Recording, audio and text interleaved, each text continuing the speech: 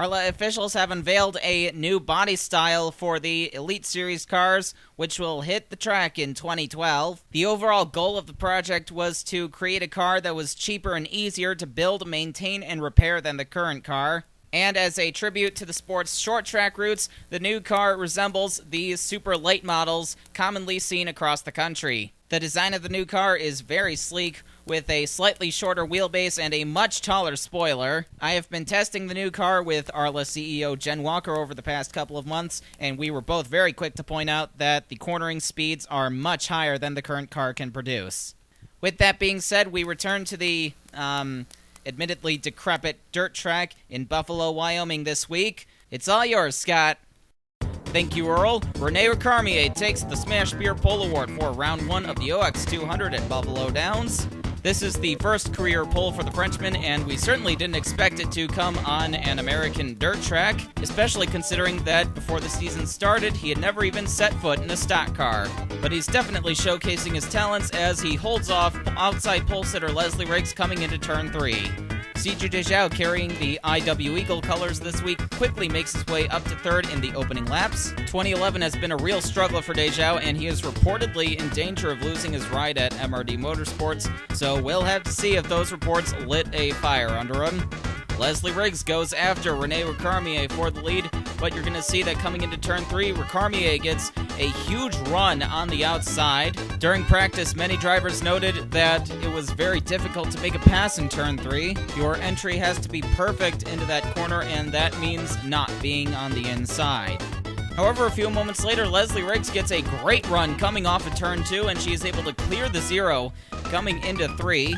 However, RECARMIER is able to make it stick through 3 and 4, and he leads that lap, but Leslie Riggs is not finished yet. She battles back on the outside and gets a great run through 1 and 2. She carries a lot of momentum off the corner and is able to get her nose ahead of the 0 coming down the backstretch, and then she gets that huge run into turn 3, and Leslie Riggs keeps the lead.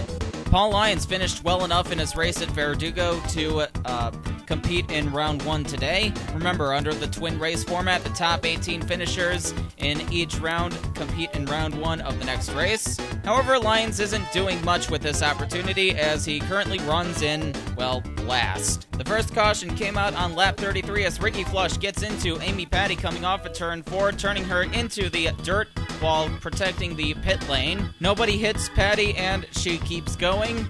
But further up the track, Holden Roberts and Brenda Riggs are going to slide off the track in turn 1 and go into the wall at the same time. It looked like they just went off trying to react to this incident. Tough break for Roberts and especially Riggs because she was one of the favorites to win. This is the home track for the Riggs family, and Brenda has been thoroughly dominating events at this track for the last 30 years. Speaking of the Riggs family, Leslie Riggs leads on the restart. She got a great start over RENE RECARMIER, but if you ask Taylor Brillen, who just took second from the 0, she would probably say that RECARMIER just didn't get going, as she had no problem taking the spot. Brillen would continue to stay close behind Leslie Riggs for several laps, but Riggs just seems to be untouchable at this point in the race. The second caution came out on lap 45 as Amy Patti breaks down. It appears that Patti got some internal damage from the lap 33 wreck as well, but after Patti received a tow back to the pits, the MRD crew got it repaired and sent her back onto the track. Coming to the restart, RENE RECARMIER has a tire go down and he has to duck into the pits to get it changed. Tough break for RECARMIER as Leslie Riggs continues to lead on the restart. Taylor Brillen is still in second with CJ Cameron up to third now. Brillen gets a run on the 50 through turns 1 and 2, and the two are neck and neck coming down the backstretch. But coming into turn 3, you'll see that the inside line still is not very strong, and Leslie Riggs keeps the lead. Anthony Griffith picked up his first win since 2008 at Verdugo last week. However, he was hit with a 27-point penalty afterwards for bumping Laura Cyrus out of the way during the race. But today he is looking to make that back up by running in the top 5 today. Griffith's teammate Todd Włodarczyk also got a win at Verdugo last week. It was Włodarczyk's first victory in only his second start, but today Włodarczyk is having more of a struggle than Anthony Griffith. He's been stuck in the midfield all day and is not showing any signs of making progress soon.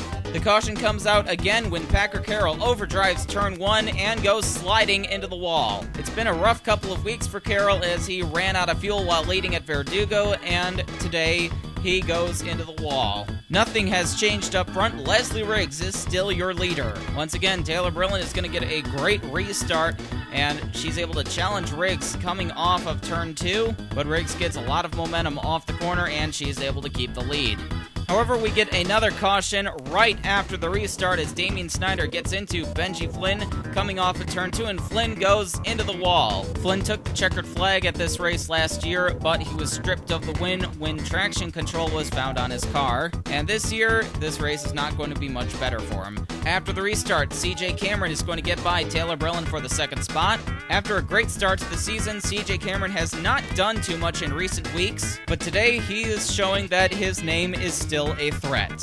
The caution comes out shortly after the restart once again as Lucas Hunter gets into Lucas Sweeney coming off of turn 4 and turns him into the dirt wall. Sweeney comes flying back up onto the track, but nobody hits him. But just ahead of this, Amy Patti seems to react to the incident, and she throws her car off the track and into the wall, finally putting an end to a miserable day for the 73 team.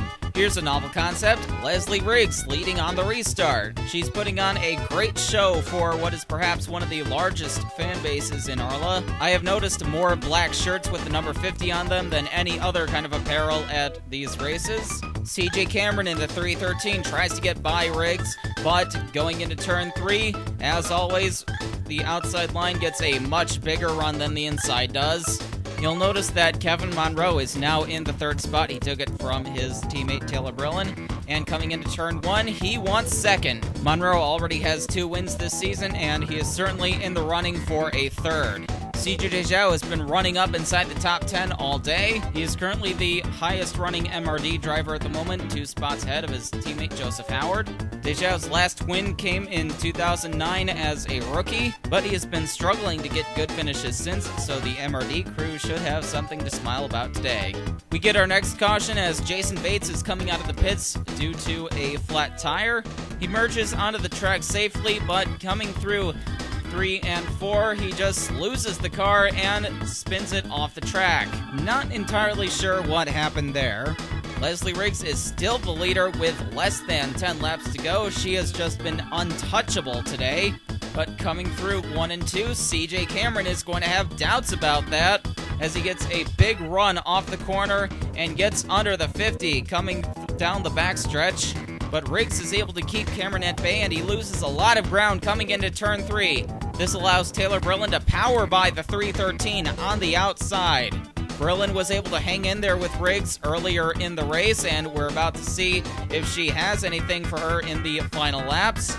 And with 5 laps to go, Brilland is able to get under Riggs and stick her nose ahead of the 50 coming off of turn 2. Riggs has more momentum coming down the backstretch, and Brilland is in a bad position getting into 3, but she powers back on the inside. She drifts up the track and almost gets into Riggs, and Taylor Brilland will take the lead after making one of the very few successful inside passes in turn 3 today. Riding on board with Leslie Riggs with 2 laps to go, she loses a lot of ground coming into turn 3, and Brilland goes sliding off the track, coming to the white flag. Oh no, Taylor Brilland overdrives the corner and slides off the track from the lead. Brilland will not make it to the finish, but Leslie Riggs was the beneficiary as she led the field at a blazing 50 miles an hour to take her second win of the season. Kevin Monroe finished second, so the finish wasn't a complete disaster for M&J Racing.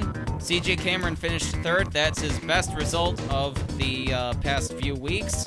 Laura Cyrus slowly made her way up through the field, and she finished in 4th. Gary D'Souza finishes 5th, making this his second top 5 in a row. Alex Carson brings home 6th, his second top 10 finish in a row, although last week he got his top 10 while smoking and heavily damaged. Joseph Howard finishes a respectable 7th. Damian Snyder comes home in 8th. Anthony Griffith backs up his win with a 9th place finish, and Edwin Schwartzlowski finally gets another top 10 run. Also, Allie Riggs had to dive into the pits from a top 10 spot coming to the white flag, and in doing so, she fell back to 26th. And now for round 2, Kurt Walker takes the Smash Pure Pole Award with Todd Stater on his outside. Both Kurt Walker Motorsports and Green Racing have been struggling to find speed this season, so these teams ending up on the front row today is a very nice sight. Walker jumps to the early lead while Michael Madrigal challenges Todd Stater for the second spot. The first caution came out on lap 4 as Mike Howard gets into Kyle Eckerton coming off of turn 4, sending the 47 spinning. The 100 of Rachel Rainsford got clipped as well. Billy Bob Bradburn goes off the track, and Kyle Eckerton gets his car stopped before he runs into the tires. Some very good car control by Eckerton right there. Here we are on board with Rachel Rainsford, who got caught up in this. She gets tagged in the right rear and is sent sliding into the dirt wall. She spins back up onto the track, but nobody hits her, and Derek Dudding, you just saw, slid up into Billy Bob Bradburn. That's what knocked him off the course. Dudding just swerves and loses the car, knocking the 04 off the track and into the wall, and that will be the end of the day for Billy Bob Bradburn. Kurt Walker continues to lead on the restart with Todd Stater in second, but shortly after the restart, Walker loses the engine on that 98 car. And Walker's dismal season will continue. He has not won a race since his championship year in 2007, but he is certainly not going to break that streak today. Walker will stall on the track to bring out the next caution. Michael Madrigal was in second when Walker's engine blew, but he had to check up, and this will give Todd Stater the lead, coming to the yellow flag. However, after the restart, Madrigal wastes no time in getting around the 150 to take the lead. However, he is immediately challenged by Bruce Wilkinson. But as you're about to see, turn 3 has not gotten any better for cars on the inside since round 1, and Michael Madrigal will take the lead. But Stater battles back in the electric Genesis Pro. There have been some recent rumors that Genesis will be leaving Arla after this season because the cars are just too expensive to build and maintain. So if those rumors turn out to be true, then it's good to see Todd Stater giving Genesis this kind of run in the little time they have left. This is Trek Togger making his ARLA Elite Series debut this week. The 011 car will be running the rest of the season, and so far Togger is giving this car a respectable top 25 run. ZACK Webster is also making his ARLA Elite Series debut this week. He will also be running the rest of the season, and like Trek Togger, he is also having a very solid run so far. And running right in front of Webster is Namimura, who won this race last season a couple of days after it was run. She finished second behind Benji Flynn, but as I mentioned earlier, Flynn was stripped of the win, and Namimura was awarded the victory. And just as a side note, the week after that at Watkins Glen, Mura was allowed to perform victory burnouts before that race started. Chuck Bloomers is having a great top 15 run in that 89 car this week. This team has had very few runs where they haven't ended up in a wreck, but when they haven't crashed, they've usually been pretty solid. So if the Bloomers Family Racing Team can get their luck turned around, there shouldn't be anything that can stop them from having good runs. Caution 3 came out on lap 32 as Todd Stater is challenged by Philip Borland. Borland gets into the back of the 150 and turns him into the wall, and Todd Stater will go out of the race after having a top 10 run going. Tough break for Stater. This pretty much sums up Green Racing season so far. Michael Madrigal continues to lead on the restart. He gets a good jump over Bruce Wilkinson in the 7. And then behind Wilkinson are the Power Steering Incorporated teammates Libby Bell and Bigsby Foot. Bigsby Foot is now about to take second from Bruce Wilkinson. Or at least he's trying to. Wilkinson is doing a pretty good job of holding his own on the outside. Foot has usually been pretty good about running well, while Libby Bell is usually very hit or miss. But Bell is having a very good run this week as she tries to get around her teammate on the outside. But a while later, Philip Borland gets around Libby Bell. Borland is having a very good run this week after having a disastrous start to the season. This team had a top 10 run going last week at Verdugo, but Borland had to pit to repair some damage he received in an incident, so hopefully they can avoid that this week. Caution 4 came out on lap 43. Chuck Bloomers has a tire go down and he moves to the inside, but Dale Underwood gets into the 89 and slides up into the wall. Underwood almost flips the car over, but he gets it back down onto its wheels. nobody hits him, and he keeps going. Michael Madrigal is still the leader on the restart. He's been untouchable ever since he took the lead from Todd Stater. Ever since he showed a lot of promise early on in the season, his performance has dropped a little bit, but Madrigal seems to be back in top form this week as he appears to have a very fast car. But Bruce Wilkinson, running right behind him, has a very fast car as well. Wilkinson had nothing but stellar performances in his very few starts last season, and while he's been very fast in his first full year, he's also gotten caught up in a lot of other people's messes. But still, I think he's done more than enough to prove that he deserves a full-time ride, and he is certainly making great use of that right now. After several laps, the top three have broken away from everybody else, with Madrigal leading, Wilkinson second, and Bigsby Foot hanging on to third, waiting to pounce if either Madrigal or Wilkinson make a mistake. James West is having a good top 10 run in the 69 car with his teammate Tyson Lautenschlager right behind him. Good runs for James West have come few and far between in his career. I'd like to point out that it took him 12 years to finally win a race in this series. But nonetheless, the Car Link team has been very loyal to James West, as they are known to be very loyal to most of their drivers. And it's a refreshing change of pace to see James West running up inside the top 10. A very long green flag run was interrupted when leader Michael Madrigal gets into Dale Underwood coming off of turn 2. Underwood is sent for a spin, and Bruce Wilkinson gets into the 03. Underwood goes into the wall and goes for several rolls down the backstretch. And Chuck Bloomers runs into the back of the 7 as if his day couldn't get any worse after his flat tire. Here we are on board with Bruce Wilkinson. I don't think he's going to be too happy with Madrigal after the great run he's had, but to be fair, he had a lot of time to see Underwood and react to him, but he just didn't do too much to save himself. On the restart, Michael Madrigal has the lapped car of Dumo right behind him as a cushion. Madrigal gets a good start as Bigsby Foot tries to negotiate with Dumo. Even though Michael Madrigal is starting to get away as we approach the closing laps, Bigsby Foot is still having one of his best runs of the season so far. His teammate Rip Tyler got the first win for Power Steering Incorporated a few weeks ago at Alaska, so maybe this is lighting a fire under the rest of the PSI drivers. But all eyes were on Michael Madrigal in the famous number 64. Madrigal dominates round 2 at Buffalo to take his first ARLA Elite Series victory. Bigsby Foot hangs on to finish second in one of his best runs of the season. Perry Inola went on a tear in the latter half of the race to finish in third. Ricky Navarro brings home fourth to put a cap on a great day for Riggs Motorsports. They were able to put 5 of their 6 cars in the top 10 today, including the win in round 1. Jacob Eichholz gives the 231 car another great run. PHILLIP Borland hangs on to his spot in the top 10. Scott Morales gets his first top 10 finish in a while.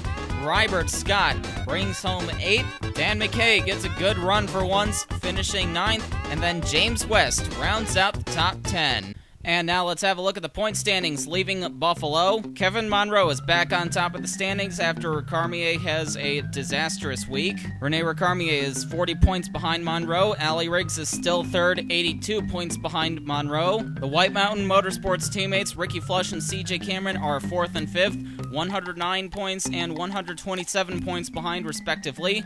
Jacob Eichholz climbs his way up to 6th. Leigh Gruel is the sole Zenith representative in the top 10. He has been running very quietly all season long. Gary D'Souza is 8th, Brenda Riggs drops to 9th, and Michael Madrigal, with his win, finds his way up into the top 10. And now let's look at 11 through 20. Bigsby Foot is 11th, 188 points behind the leader. Nick Howard is in 12th. Rip Tyler 13th. It's good to see 2 of the PSI cars running up inside the top 15. Joseph Howard is 14th, the sole MRD representative in the top 20. Mamba Kumangu is 15th. Edwin Schwartzlowski makes his way up to 16th. Andy Pearson was handed a 40-point penalty after Verdugo, so he dropped to 17th. Holden Roberts 18th. Taylor Brillen drops to 19th after cracking under the pressure in round 1. Leslie Riggs picked up the win thanks to that, which puts her back in the top 20.